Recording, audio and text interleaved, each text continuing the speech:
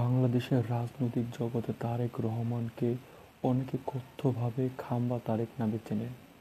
এই নামের পিছনে রয়েছে তার শারীরিক উচ্চতা, দৃঢ় উপস্থিতি এবং রাজনৈতিক প্রভাবের বিতর্কিত অর্থ। রাজনৈতিক বিশ্লেষকরা মনে করেন, খাম্বা শব্দটি সাধারণত একটি দীর্ঘ, স্থির ও অচল খুঁটির মতো হিসেবে প্রতীক পেয়েছে। এই প্রেক্ষাপটে বিরোধীরা তারেককে শক্তিশালী ও স্থির রাজনৈতিক নেতার প্রতীক হিসেবে উল্লেখ করতে এই উপাধি ব্যবহার করেন। রাজনৈতিক পর্যবেক্ষকরা মনে করেন, এই নামটি মূলত কথ্য এবং সামাজিক যোগাযোগ মাধ্যমে প্রচলিত।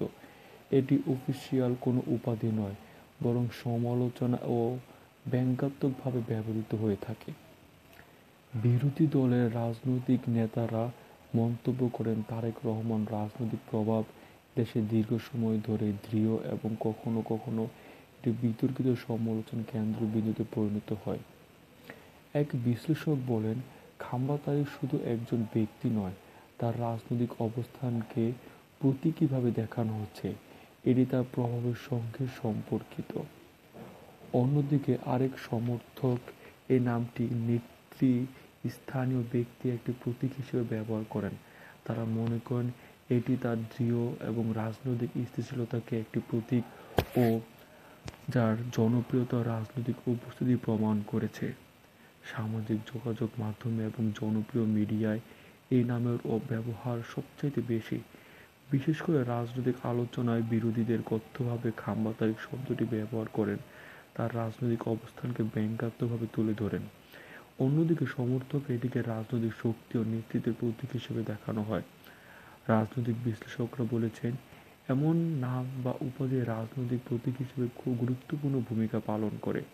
এটি নেতার ব্যক্তিত্ব এবং প্রভাবকে সামাজিকভাবে চিহ্নিত করে এবং রাজনৈতিক বিতর্কের একটি চিরন্তনমূলক উপাদান হিসেবে কাজ করে।